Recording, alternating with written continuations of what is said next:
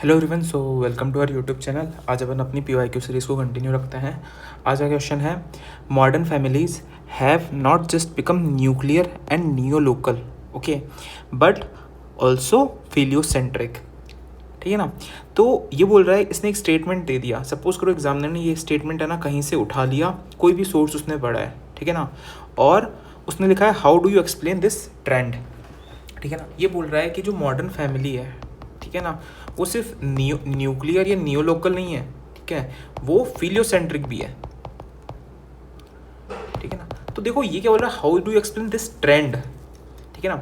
अब एक चीज़ मुझे बताओ, ठीक है, मैं आपसे पूछूंगा, सपोज करो आपने मेरे को बोला कि यार मेरी प्रिपरेशन अच्छी नहीं चल रही है, ठीक है, अच्छी नहीं चल रही है, ओके, तो ये आपने मेरे को स्टेटस बता दिया, ठीक है ना।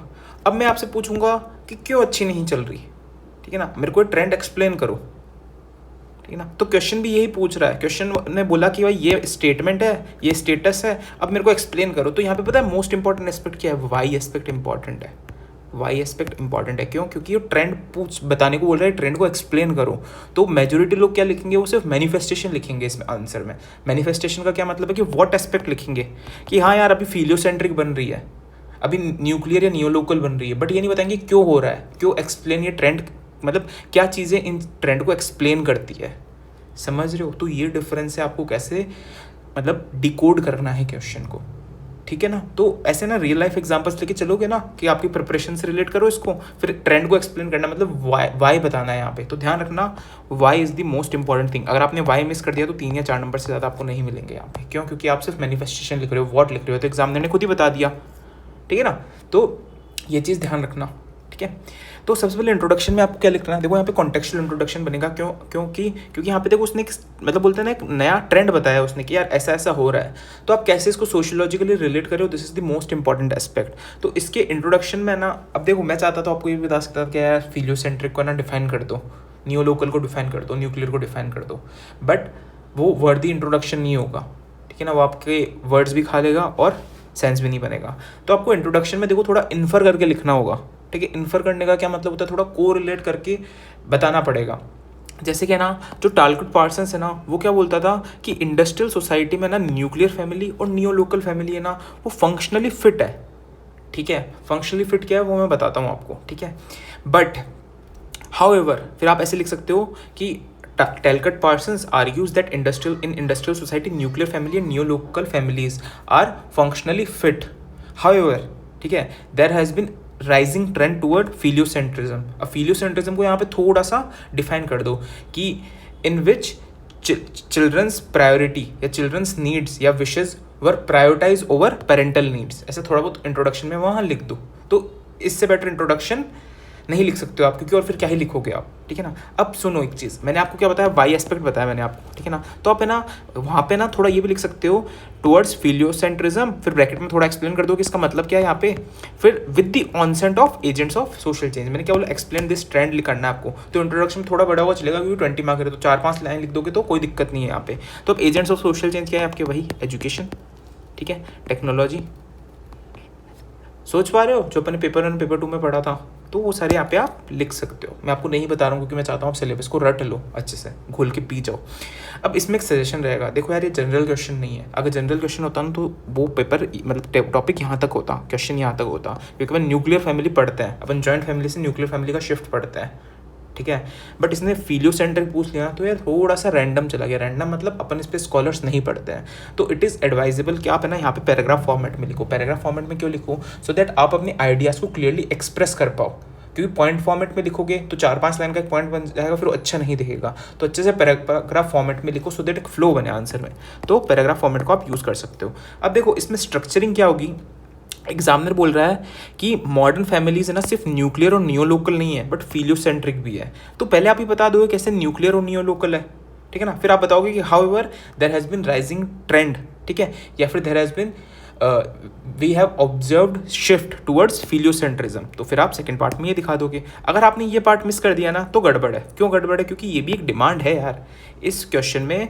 देखो एक चीज़ बताता हूँ, मॉडर्न फैमिली है ना उसको 3 वेरिएबल से रिलेट किया है, nuclear family, neo local family, ठीक है, और तीसरा है फिलियोसेंट्रिज्म। ठीक है।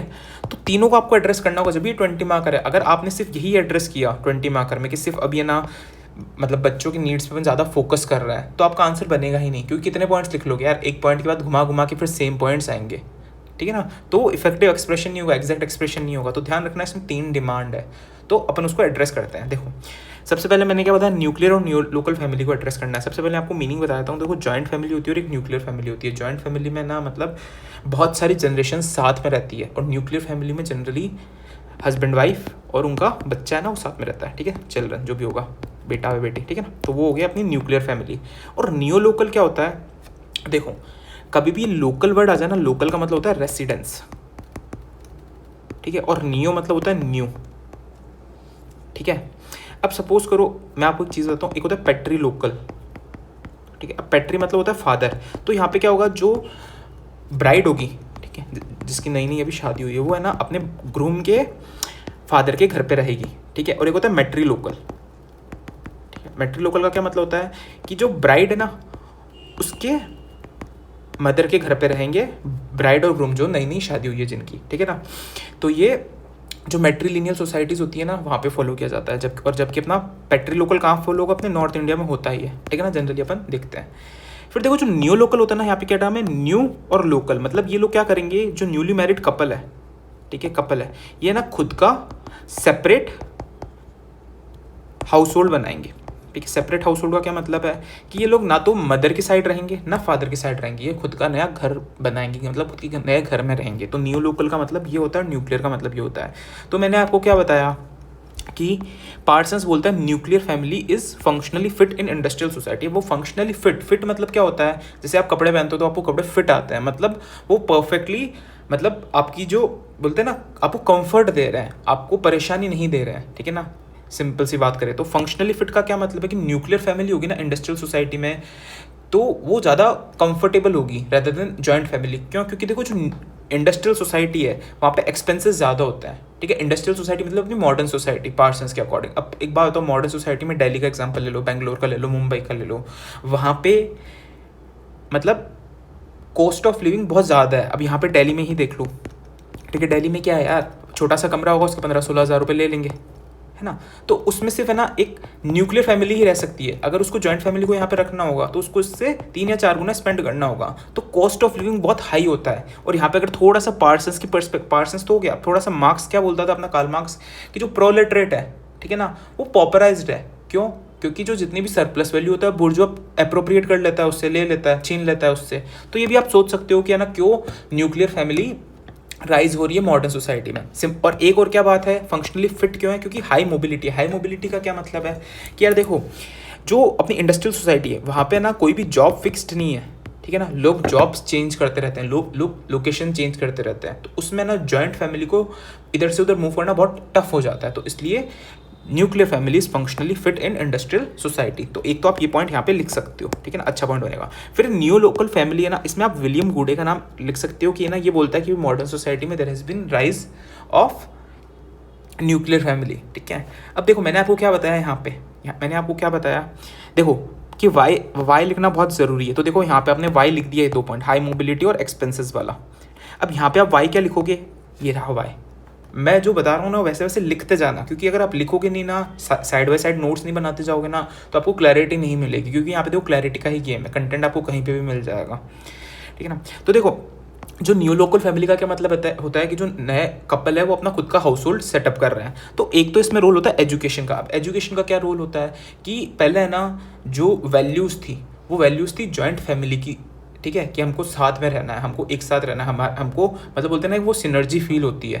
पर आजकल एजुकेशन से क्या हो रहा है, ठीक है, जो इंडिविजुअलिज्म है वो बढ़ रहा है, ठीक है, लोग साथ में नहीं रहना चाहता है, ठीक है। इसका एग्जांपल क्या है, ये मूवी थी तू झूठी मैं मक्कार, इसमें इसने कहा था कि मेरे को जॉइंट फैमिली में नहीं रहना, मेरे को खुद का घर चाहिए, सेपरेट हाउस होल्ड चाहिए, मेरे को अलग रहना है। तो उसमें आप ये कोट कर सकते हो। फिर सेकंड है ऑक्यूपेशनल नेसेसिटी। ऑक्यूपेशनल नेसेसिटी का क्या मतलब है कि आजकल लोग है ना न्यूक्लियर मतलब नियो लोकल ये फैमिली क्यों राइज हो रही है, क्योंकि ऑक्यूपेशनल नेसेसिटी है, लोगों का काम है ना बहुत डिफ्रेंशिएट हो रहा है, वो सिमिलरली एक जगह पे नहीं रह सकते। सपोज करो जो जॉइंट फैमिली है वो विलेज में रह रही है, ठीक है, बट जो अभी कॉम्प्लेक्स ड्यूअल है, कॉम्प्लेक्स ड्यूअल का क्या मतलब है कि स्पेशलाइजेशन राइज हो रहा है, ठीक है, स्पेशलाइजेशन हो रहा है तो उसका क्या मतलब है कि उसको अर्बन एरियाज में ना वहाँ पे जाके अपना शिफ्ट होना पड़ेगा। तो उससे क्या शो हो रहा है कि वो भी एक रीज़न होता है आपका नियो लोकल फैमिली का राइज होने का। तो आप ये लिख सकते हो, इमाइल डरखाइम बोलता है ना स्पेशलाइजेशन हो रहा है, कॉम्प्लेक्स ड्यूअल हो रहा है, तो ये सारी चीज़ें आप लिख सकते हो। फिर एक कॉन्सेप्ट है पोस्ट फैमिलियलिज्म, ठीक है, पोस्ट फैमिलियलिज्म, इसका क्या मतलब होता है, देखो, refers to significant social shift where traditional nuclear family, ठीक है, is no longer the central organizing unit of the society, having replaced by more fragmented, diverse and individualized lifestyle। अब इसका क्या मतलब होता है कि जो ट्रेडिशनल न्यूक्लियर फैमिली थी ना, जो अपन यहाँ देख रहे हैं, उसकी जगह अब ज़्यादा फ्रेगमेंटेड, डाइवर्स और इंडिविजुअलाइज्ड लाइफस्टाइल आ रही है। ये क्या शो कर रहा है कि न्यूक्लियर फैमिली तो मान लो पहले भी थी, बट अब है ना न्यू लोकल हाउस होल्ड आ रहा है। क्यों आ रहा है? क्योंकि जो फैमिली थे ना अपना फैमिलियज्म क्या होता है कि जो वैल्यूज़ होती है ना कोर वैल्यू फैमिली की, वो शिफ्ट हो रही है अब। तो अब है ना इसलिए अपन न्यूक्लियर फैमिली से नियो लोकल फैमिली की तरफ शिफ्ट हो रहा है, ठीक है ना। तो जो वैल्यूज़ है ना वो चेंज होती जा रही है, ठीक है ना, ये आप लिख सकते हो। फिर माइग्रेशन, माइग्रेशन पे कौन बात करता है? एवर्टली बात करता है। तो एवर्टली क्या बोलता है कि माइग्रेशन की वजह से जो फैमिली का स्ट्रक्चर है ना वो भी काफ़ी चेंज हुआ है, ठीक है ना, ये आप लिख सकते हो। अब जैसे इसमें एग्जाम्पल क्या डालो कि जितने भी वाइट कॉलर वर्कर्स है बेंगलुरु के या जितने भी ये आईटी हब्स है, ठीक है, तो वहाँ पे है ना आपको ये न्यू लोकल या फिर न्यूक्लियर फैमिली दिखेगी। अब यहाँ पे आपको ब्लफ कैसे करना है, देखो मैं नहीं बोल रहा कि ब्लफ करो, बट एग्जाम लाइक सिचुएशन में आप ना हर चीज़ की केस स्टडी नहीं बना सकते हो, आपको याद भी नहीं रहेगी। तो करना क्या है, ऐसे सिंपल सा एग्जाम्पल डालो। अब कुछ है ना ऐसे रिसर्च इंस्टीट्यूट्स होते हैं जो इन सब चीज़ों पर रिसर्च करते रहते हैं, जैसे प्यू रिसर्च सेंटर है, ठीक है, वो इन चीज़ों पर रिसर्च करता रहता है, तो उसका आप डाल सकते हो। या फिर नेशनल फैमिली हेल्थ सर्वे का डाल सकते हो। और कहीं ना कहीं पर तो बोला होगा ना कि ना जो ये सिटीज़ है यहाँ पे वाइट कॉलर वर्कर की है ना न्यूक्लियर फैमिली है, न्यू लोकल फैमिलीज है, तो थोड़ा थोड़ा ऐसे मतलब बोलते हैं ना रेलेवेंट ब्लफ करो, ऐसे कुछ भी मत चेप देना यार, ठीक है ना, ये चीज़ ध्यान रखना। तो देखो यहाँ पे अपन ने 4 पॉइंट लिखे हैं, ठीक है, तो 4 पॉइंट इसमें लिख दोगे पैराग्राफ फॉर्मेट में, तो आपका 1.5 पेज भर जाएगा। तो इतना ही इसमें लिखना है, ठीक है ना, मैं आपको एक्स्ट्रा कंटेंट नहीं दे रहा हूँ क्योंकि अपने को रेलेवेंट लिखना है और सिलेबस से रिलेट करके लिखना है। तो थोड़ा एक्सप्लेन करोगे, एग्जाम्पल्स डालोगे तो काम हो जाएगा, ठीक है। अब देखो यहाँ पे देखो मैंने इसका आपको वाई बताया, यहाँ पे मैंने वाई बताया। पोस्ट फैमिलियलिज्म में क्या वाई लिखोगे कि शिफ्ट इन वैल्यूज में शिफ्ट हो रहा है, ठीक है, तो उससे आप लिख सकते हो। और एवर्टली माइग्रेशन ये वाला भी आप लिख सकते हो, ठीक है। अब देखो फिलियोसेंट्रिज्म क्या होता है, ठीक है। फिलियोसेंट्रिज्म का ये देखो मैंने आपको बताया कि जो चिल्ड्रन की जो बच्चा है ना उसकी नीड्स है ना उसको ओवर एंड अबाव रखा जाता है पेरेंटल नीड्स या विशेस को। तो उसमें आप क्या एग्जांपल डाल सकते हो कि आजकल है ना अपन है ना पेरेंट्स के ओवर एंड अबाव किसको रख रहे हैं, जो आपका बच्चा है, ठीक है, उसको क्यों रख रहे हैं, क्यों चाइल्ड को प्रायोरिटाइज कर रहे हैं? क्योंकि ना योगेंद्र सिंह बोलता है कि लॉ है ना वो एजेंट होता है सोशल चेंज का। अब इसका क्या मतलब है कि लॉ है ना इनिशिएट करता है सोशल चेंज। अब इसमें एग्जांपल क्या डाल सकते हो कि 2016 तक चाइना में 1 चाइल्ड पॉलिसी थी, ठीक है। अब 1 चाइल्ड है, आपका एक ही बच्चा है, तो आप उसी पे ज़्यादा फोकस करोगे ना, ठीक है। ये तो है नहीं कि मतलब जैसे पहले होता था कि भाई आपके 10-12 बच्चे हैं तो आप सब पे इतना फोकस नहीं कर रहे हो, वो अपने आप है ना उनका सोशलाइजेशन हो जाएगा। बट अगर आपका एक चाइल्ड है तो आप उस पर अच्छे से फोकस करोगे ना, क्योंकि वही आपका फ्यूचर है ना, ये लिख सकते हो। देखो अब मैंने आपको क्या बताया, यहाँ पे भी वाई बता दिया, law as agent of social change. Second क्या है, pattern variable A to pattern variable B. इसका क्या मतलब हुआ है कि आजकल की जो सोसाइटी है ना वो अचीवमेंट ओरिएंटेड है, ठीक है, अचीवमेंट ओरिएंटेड है। यहाँ पे क्या है, यहाँ पे कॉम्पिटिशन कल्चर है, 3 इडियट्स में बोलता है ना यार आप है ना तेज़ नहीं भागोगे तो रेस में आपको पीछे छोड़ देंगे, तो वो है आजकल। तो अगर पेरेंट्स फोकस नहीं करेंगे अपने बच्चे पे तो उससे क्या होगा, वो सक्सेस नहीं गेन कर पाएगा। तो इसलिए भी है ना आजकल राइज हो रहा है फिलियोसेंट्रिज्म का। अब इसमें एग्जांपल क्या डाल सकते हो, तारे ज़मीन का डाल सकते, तारे ज़मीन पर जो मूवी थी उसमें डाल सकते हो कि कैसे उसके फादर, ठीक है, ऑथोरिटेटिव पेरेंटिंग करते थे। ऑथोरिटेटिव पेरेंटिंग का क्या मतलब है कि स्ट्रिक्ट पेरेंटिंग करते थे, उससे पूछते नहीं थे उसको क्या करना है, बट उसको बताते थे तेरे को ये करना है, ठीक है। तो उसको क्या लिख सकते हो कि आजकल प्रायोरिटाइजेशन कर रहे हैं लोग पेरेंटिंग का, कि हमको पेरेंटिंग ऐसे करनी है, हमको ये टाइप से करना है। तो वो क्या शो कर रहा है यार कि जो चाइल्ड सेंट्रिक फैमिली है ना वो ज़्यादा बन रही है over couple centric. Couple centric का क्या मतलब है कि जो इमोशनल रोल है या जो रिप्रोडक्टिव रोल है उसके ओवर एंड अबाव है ना चाइल्ड की केयर बढ़ रही है, ठीक है ना। तो ये भी आप लिख सकते हो कि there has been social change in form of pattern variable A to pattern variable B. पहले अचीवमेंट बेस्ड सोसाइटी नहीं होती थी, पहले एस्क्रिप्टिव होती थी कि अगर पेरेंट कोई एक पर्टिकुलर पोजीशन पे है तो उसका चाइल्ड भी वहाँ पे आ जाएगा अपने आप, पर अब अचीवमेंट ओरिएंटेड है, तो आप ये लिख सकते हो, ठीक है। फिर तीसरा है मॉडर्न लाइफ स्टाइल, या इसको आप बोल सकते हो जो अब मान लो जंग कल्चर है, कुछ भी लोग है ना अनशंट खा रहे हैं, ठीक है, तो उससे क्या हो रहा है, फर्टिलिटी रेट डिक्रीज हो रही है, डिक्लाइन हो रही है। तो उससे क्या होता है कि अब एक वुमेन है वो ज़्यादा चाइल्ड को बियर नहीं कर सकती, ज़्यादा नंबर ऑफ चाइल्ड को, तो उससे क्या होगा कि वो फिर से मतलब क्या होता है, नंबर कम हो जाएंगे, 1 या 2 पे ही रुक जाएगा। तो उससे क्या होगा कि फिर से वो किस पे फोकस करेंगे, फिलियोसेंट्रिज्म पे, कि जो बच्चे की नीड्स हम उसको फुलफिल करें। अब यहाँ पे आप रोल ऑफ टेक्नोलॉजी भी लिख सकते हो, कैसे डिज़ाइनर बेबीज़ वगैरह बन रहे हैं, क्यों, क्योंकि उनका पर्पस ही ये है कि हमको अपने बच्चे पे ही ध्यान देना है, हमको किसी चीज़ पे फोकस ही नहीं करना है, ठीक है ना। तो ये भी आप लिख सकते हो रोल ऑफ टेक्नोलॉजी। अब देखो ये modern lifestyle, role of technology, ये सब वाई एस्पेक्ट ही है यहाँ पे, ठीक है ना। फिर एक है शिफ्टिंग वैल्यू ओरिएंटेशन, या देखो अपन ने यहाँ पे पहले भी वैल्यूज लिख रखा है, तो यहाँ पे आप लिख सकते हो कि चेंजिंग मोटिवेशनल ओरिएंटेशन, जो पार्सन्स बोलता है कि मोटिवेशन होता है वह करेक्ट वैल्यू होती है। तो एक ना कॉन्सेप्ट है सेक्रलाइजेशन ऑफ चाइल्डहुड, ये दिया है विवियाना जेल्जियर ने, जो भी नाम इसका जेलिजर का ना, ठीक है ना। तो लिख लेना आप, ये जो भी है ये सोशियोलॉजिस्ट है, ठीक है। तो यहाँ पे होता है क्या है, देखो एक कीवर्ड है सेक्रलाइजेशन। अब अपन ने डर्कहाइम में पढ़ा था सेक्रेड, सेक्रेड का क्या मतलब होता है कि ऐसी चीज़ होती है जिसको आप है ना बहुत संभाल के रखते हो, ठीक है ना। जैसे आपका रिलीजन है, डर्कहाइम कहता है कि डर्कहाइम बोलता है रिलीजन इज सेक्रेड, ठीक है, उससे आपको डर भी लगता है और आप उसके मतलब बोलते हैं ना आप उसको पूजते हो। तो सिमिलरली आजकल ना सेक्रलाइजेशन हो रहा है चाइल्डहुड का। पहले ना क्या होता था, चाइल्डहुड को एक इकोनॉमिक एसेट मानते थे कि बच्चा हमको अर्न करके देगा, इसलिए हमको इसको प्रोडक्टिव एसेट बनाना है। बट आजकल क्या हो रहा है कि आजकल लोग उसमें ना इमोशनली या मोरली उसको सपोर्ट कर रहे हैं, उसमें इन्वेस्ट कर रहे हैं, ठीक है। तो ये होता है सेक्रलाइजेशन ऑफ चाइल्डहुड, ठीक है। तो ये चीज़ आप ध्यान रखना। अब इसमें एग्जांपल क्या डाल सकते हो, कि लाइफ इज़ ब्यूटीफुल मूवी है, ठीक है, उसमें जो अपना फादर होता है ना उस बच्चे का, उसको शील्ड करता है, उसको प्रोटेक्ट करता है फ्रॉम हॉरर्स ऑफ हॉलोकॉस्ट। तो आप ये एग्जांपल डाल सकते हो, डालना चाहो तो, ठीक है। अब देखो यार एक चीज़ बताता हूँ, मैंने देखो यहाँ पे कितनी मूवीज़ का एग्जाम्पल डाला, 1 2 3। अगर आपको 3 नहीं लिखना तो 1 लिख दो और दूसरे में खुद से बना के लिख दो, ठीक है ना। तो ये मैं आपको समझा रहा हूँ इसलिए मैं आपको बता रहा हूँ, ठीक है ना, क्योंकि अपन जल्दी क्लिक करते हैं। हाइपोडर्मिक नीडल थ्योरी अपन ने पढ़ी है, ठीक है ना। अगर आपने नहीं देखा तो आप शॉर्ट देख सकते हो, जाके बना रखा है मैंने। फिर एक पता है अभी क्या हो रहा है, अभी ना एम्प्टी शेल मैरिज या शॉटगन मैरिज हो रहा है। अब एम्प्टी शेल मैरिज का क्या मतलब होता है, देखो एक शेल होता है ना, वो तो है मैरिज अपना, ठीक है।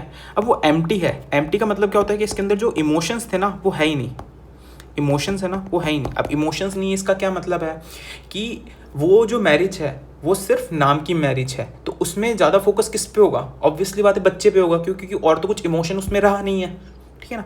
तो ये आप लिख सकते हो। Similarly shotgun marriage, shotgun marriage का क्या मतलब होता है कि लोगों ने शादी कर ली बिकॉज, मतलब एक कपल ने शादी कर ली बिकॉज ऑफ प्रेगनेंसी, कि भाई गर्ल प्रेग्नेंट हो गई इसलिए उन्होंने जल्दीबाजी में शादी कर ली।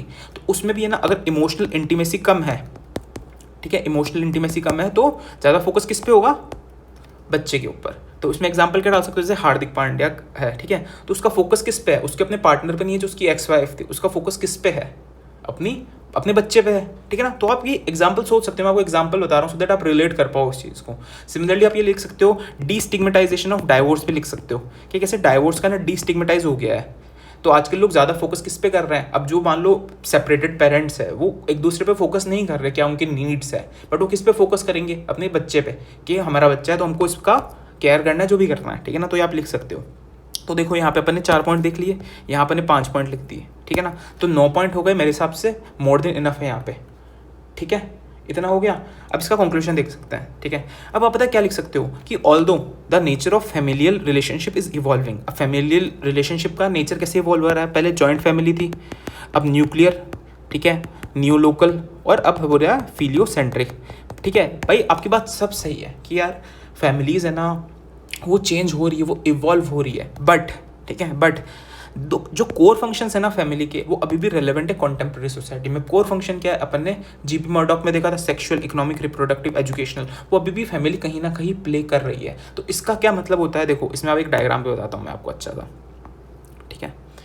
2 चीज़ें होती है, ठीक है, एक तो होता है कोर और एक होता है पेरीफेरी।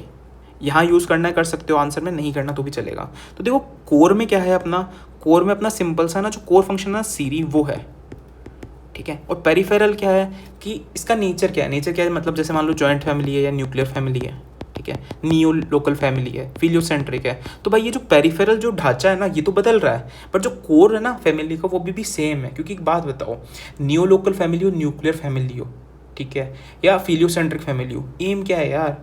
इमोशनल बॉन्ड एम नहीं है, एजुकेशनल एम नहीं है। तो समझ जो कोर फंक्शन अभी भी है, पर जो बाहर का जो पेरिफेरल स्ट्रक्चर है ना वो इवॉल्व हो रहा है। तो ये भी आप लिख सकते हो या डायग्राम भी बना सकते हो, कंक्लूजन में कोई प्रॉब्लम नहीं है। हमेशा है ना पैराग्राफ से एंड नहीं करते हैं, कभी कभी छोटा सा माइक्रो डायग्राम बनाओगे, साइड में थोड़ा सा लिख दोगे ना तो भी अच्छा लगेगा आंसर। तो ये हो गया अपना 20 मार्कर। आपको कुछ डाउट हो तो मेरे को बताना। और ये अपना टेलीग्राम चैनल है, इसको आप ज्वाइन कर लेना, मैं डिस्क्रिप्शन बॉक्स में भी ऐड कर दूंगा। डाउट्स हो तो ऐड मतलब पूछ लेना। और जो टेलीग्राम चैनल को आप ज्वाइन करोगे ना तो उसमें मैंने लिंक पिन कर रखा है ग्रुप का, तो वहाँ पे आप अपने डाउट्स पूछ सकते हो, ठीक है। और लाइक कर देना, शेयर कर देना, सब्सक्राइब कर देना। और मुझे बताना यार कंटेंट कैसा लगा। अगर कंटेंट पसंद आ रहा है तो अपन कंटिन्यू रखेंगे, नहीं तो कुछ और स्टार्ट करेंगे, ठीक है ना। तो चलो, ऑल द बेस्ट।